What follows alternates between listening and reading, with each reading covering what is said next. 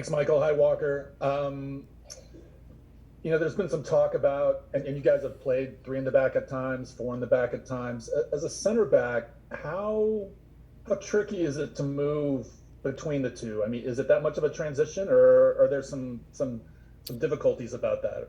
Yeah, there's some differences for sure. But I think most of the guys that are here, we've been in that spot before, whether it's with club or with country, and they do a really good job of preparing us for whatever situation we're going to find ourselves in. So, yeah, there are some differences for sure, but it's not something that any of us feel uncomfortable about.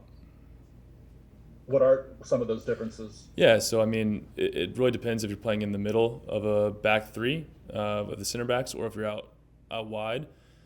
Typically, when you have three in the back like that, you need to be really aggressive to step into the midfield. So you're breaking lines a lot more defensively, stepping in to check in with opponents. You're covering different areas out wide, and you're able to widen out when you have possession. So if you're on that side center back role, then you're able to open up outside of their winger and progress the ball down the wing. So it's more of just positioning is a little bit different, and some of the tendencies that you'll face are a little bit different depending on if you're in the middle or out wide. Next, we'll go to Drake Hills from the Tennessean. Yeah, thanks, Michael. Yeah, Walker, I was just curious in terms of your role in this group. You've been someone who's been in some of the national team pools that have been a little more younger than you. You take more of a leadership role. Obviously, we've seen you win the captain's armband before, but also been one of the guys who's been just one of the very other veterans in the team. I'm curious in this first day and then with this team, how are you approaching this first part of World Cup qualifying in terms of your role with your teammates?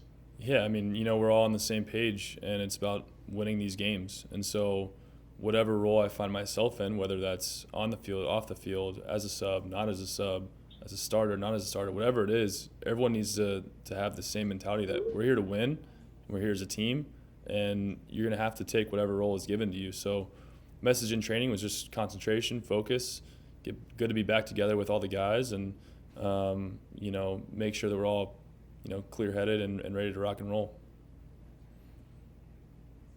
Next will be Diego Viana. Hello, Walker. Can you listen to me? Yes. Yes.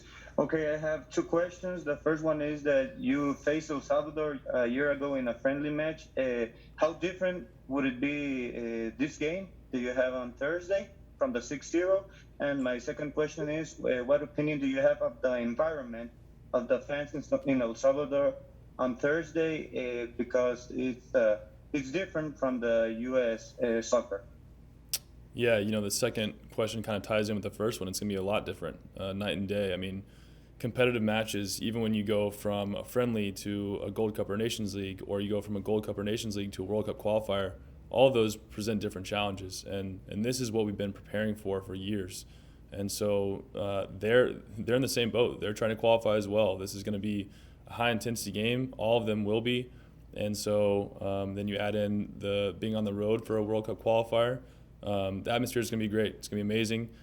It's going to give us a chance to show how resilient we are, how strong we are as a group, and I think all of us are pretty excited to get down there. Next, we'll go to Ben Wright. Yeah, hey Walker, good to talk to you. I was just wondering, from your perspective, what it's like being based in Nashville for this next week, and then looking forward to Sunday, playing in your own home stadium, potentially against a club teammate in Alistair Johnston. It's amazing. I mean, first of all, a lot of these guys have traveled all over the world to get here. It's I had another day at home to rest and recover and prepare, and obviously that was nice, but at the same time, I'm buzzing. I'm ready to rock and roll for Sunday, but not getting ahead of ourselves for the El Salvador game. But being in Nashville is amazing. I'm really excited that our fans at Nashville SC and those traveling will get to witness a qualifier in Nissan Stadium. It's going to be great. Our fans have been wonderful all season long for Nashville SC. So I know that those 20 to 30,000 that have been showing up are for sure going to be out at the game. So hopefully we can just keep packing it in and make it a great atmosphere for us. Next will be Ron Blum. Hey, Walker. As someone who hasn't been in qualifiers before, we've seen a level of kicking and elbowing, even biting and fierceness that you don't see at other levels of soccer. How do you prepare for facing what might be thrown in that regard?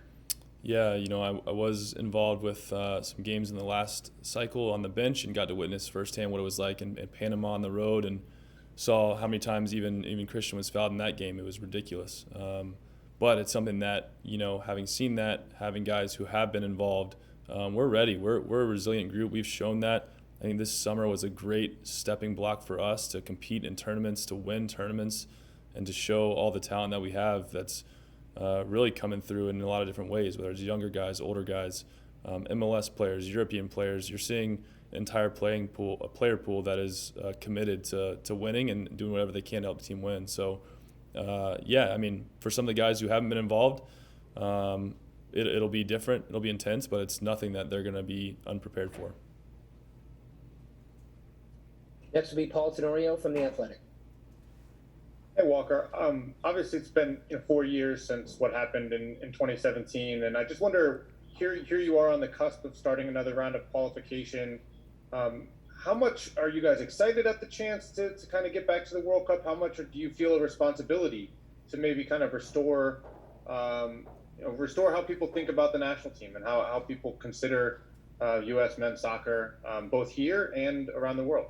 Thank you. I think we're absolutely pumped. Like I said, it's been a couple years now that we've been waiting for this moment, this week in particular. And, even as COVID came along and pushed the games back, as soon as that calendar was released, it was, again, these dates were circled because this is what we've been preparing for the past few years. And getting a group together that has been training under this staff, been training in this system, learning what it means to be a U.S. men's national team player.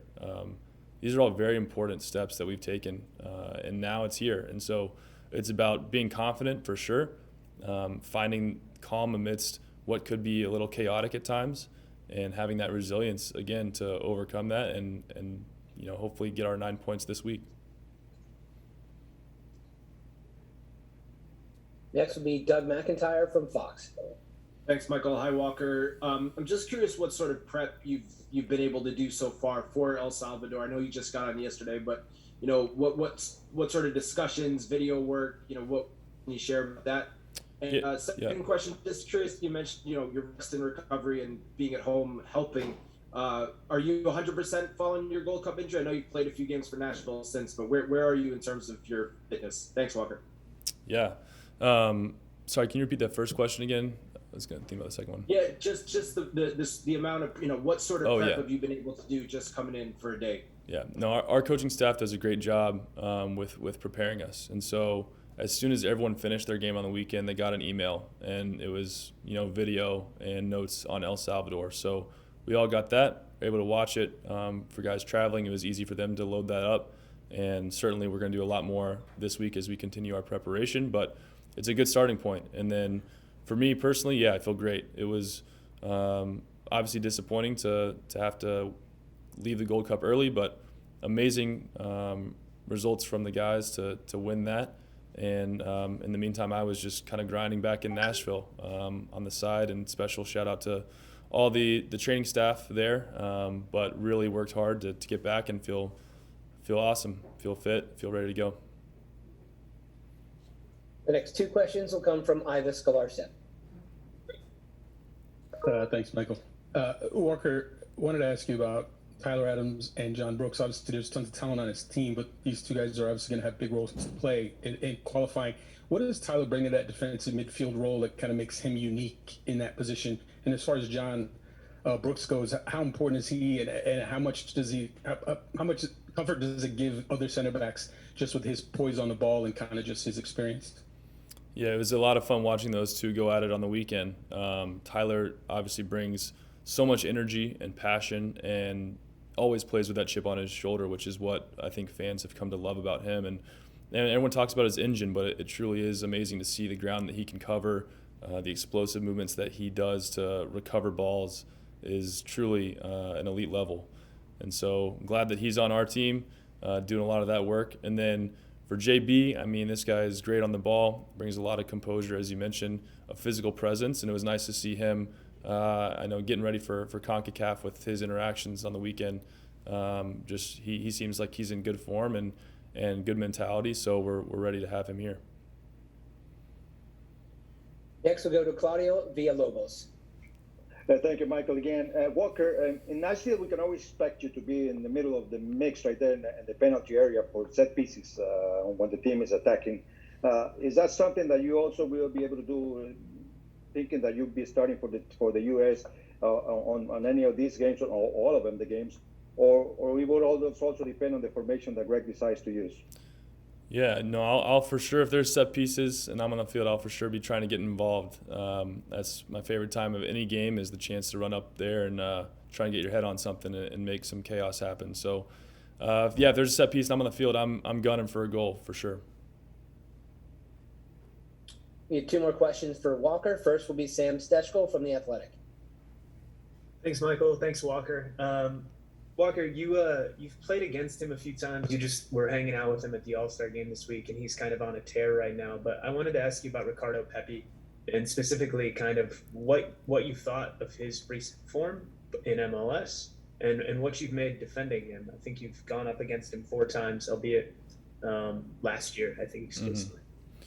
Mm-hmm. No, Pepi is a guy who has really stepped up this year, and you see his form, you see the goals that he's scoring, and I think his best quality is simply that he's a goal scorer, he's a finisher, and so we're excited to have him here. We know he's going to play a big role for this group moving forward, and it's nice to see him get 2 goals as well to get his confidence at an all-time high, following the All-Star game PK, the 2 goals here. It's nice to have a forward coming in good form, so we're excited to have him, and I can't wait for him to get here. Our last question comes from Tim Sullivan.